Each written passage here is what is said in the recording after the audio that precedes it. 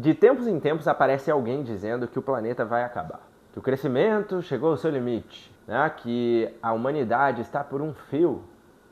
Quem nunca ouviu falar disso? Ou se de repente, se você não ouviu, você falou disso. Pois é, a gente vai falar nesse vídeo sobre isso, desacoplamento.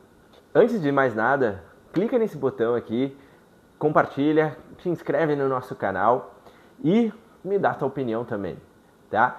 A grande verdade é que muitas pessoas acreditam no final do mundo. O apocalipse vem demais. Falar sobre colapso ambiental não é uma novidade. De décadas em décadas aparece alguém dizendo isso. E se eu te falar que não é bem assim? Na grande maioria, os apocalípticos climáticos, eles normalmente estão errados. E aqui eu vou trazer algumas frentes para que você entenda um pouco sobre isso.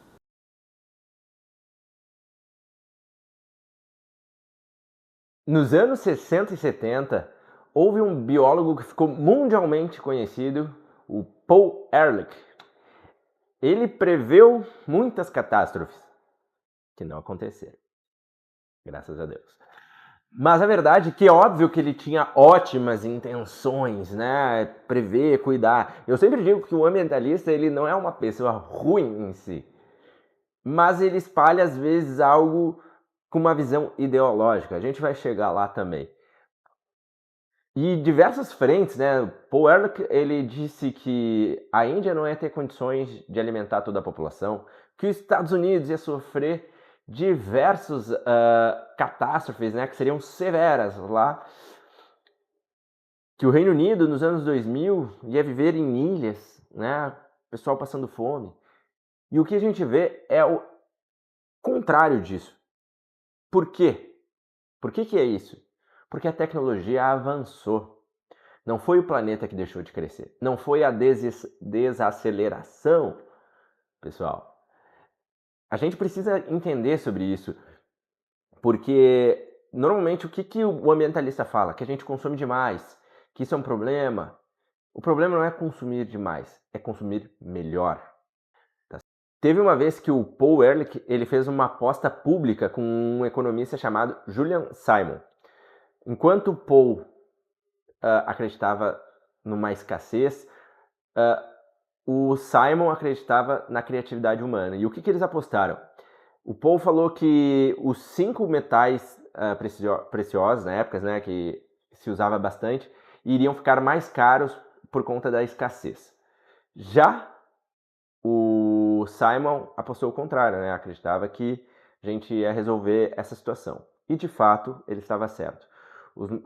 Esses insumos ficaram, na verdade, cada vez muito mais acessível para a população.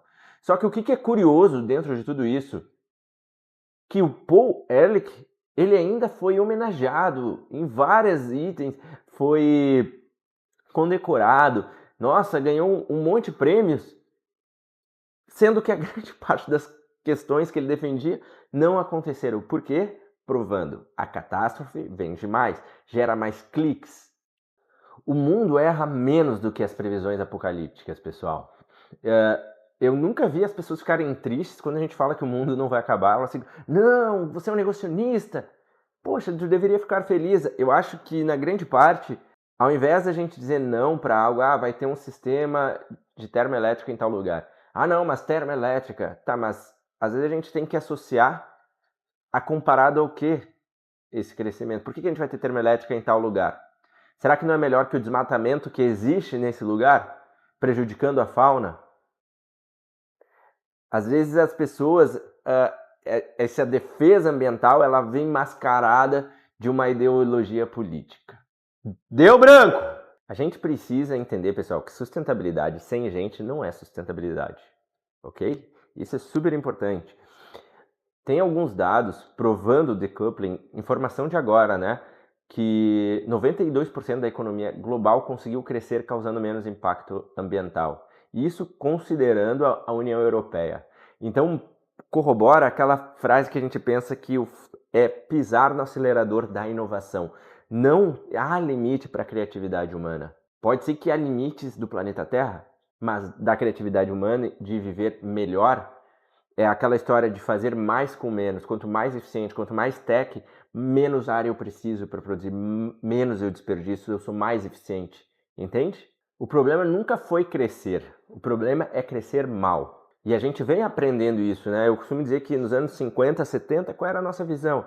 Era produzir em massa. De 70 a 90, era produzir, mas um produto melhor.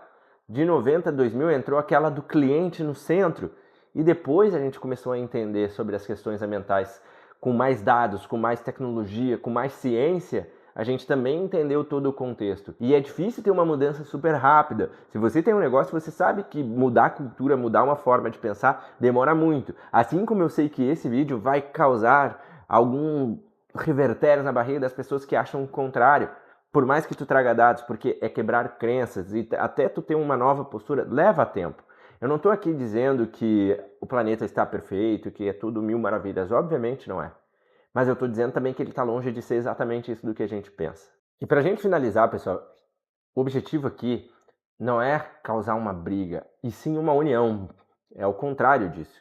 Que a gente pare com esses pensamentos simplistas, que a gente faça uma análise de fato do que vai funcionar para o nosso mundo ser melhor, sem defender ideologias. Se eu defendo o melhor para o planeta, quem trabalha com sustentabilidade, eu sempre digo que quer o melhor para o planeta. E quando a gente pensa isso, e onde envolve planeta, envolve sociedade, envolve um contexto geral, a gente tem que pensar o que vai funcionar, o que funciona no médio e longo prazo. Ah, não, mas eu acho que deveria comer orgânico. Será que é a solução de fato? Ah, deveria acabar com plástico. Será que é a solução de fato? Quais são as melhores soluções? O que a gente pode fazer que seja acessível, que também para a sociedade seja barato, que a gente consiga escalar? Ou se não tem como escalar, o que a gente deve fazer? Essas discussões têm que virem para a mesa. Não o não pode, ah, mas não pode, tá, então a gente não pode fazer uma petrolífera lá e deixa desmatar, aí com vários outros problemas sociais além do ambiental. A gente tem que sempre pensar como a gente gera riqueza e prosperidade. Quanto mais riqueza e mais prosperidade, mais a gente tende a ser melhor, desperdiçar menos. Isso tem que estar muito claro para todo mundo, pessoal. Aqui, o Wagner está dizendo justamente que a gente tem que pensar juntos. O mundo não está perfeito, mas o que eu quero dizer é que, como se a gente tivesse saído da UTI, a gente está no quarto de hospital. Se a gente seguisse naquela mesma batida, seria um problema. Só que o ser humano sempre evolui, sempre evolui. A gente fica pensando assim, se não fizer nada. Mas ao longo da história, se a gente analisar, nunca houve se não fizer nada. Nunca houve. Sempre houve porque a gente está em constante evolução. E a sustentabilidade é uma das coisas que a gente define isso, principalmente nas empresas. Parar de olhar como setor e começar a olhar como a questão estrutural. Como é que a gente olha isso de uma maneira estratégica?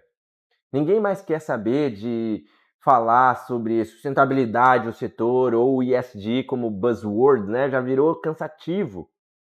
A gente quer saber de resultados reais e como a gente também impacta de fato a vida das pessoas e para melhor. Porque é muito injusto eu dizer que alguém não vai mais poder pegar um avião porque eu já andei muito. Ou não ter um ar-condicionado em casa porque eu já tenho 6. É como é que a gente produz mais e melhor. Espero que você tenha gostado desse conteúdo e que, se não gostou, bora debater, sim. Sinta-se à vontade, porque eu acho que é assim que a gente vai crescer. Valeu, até mais!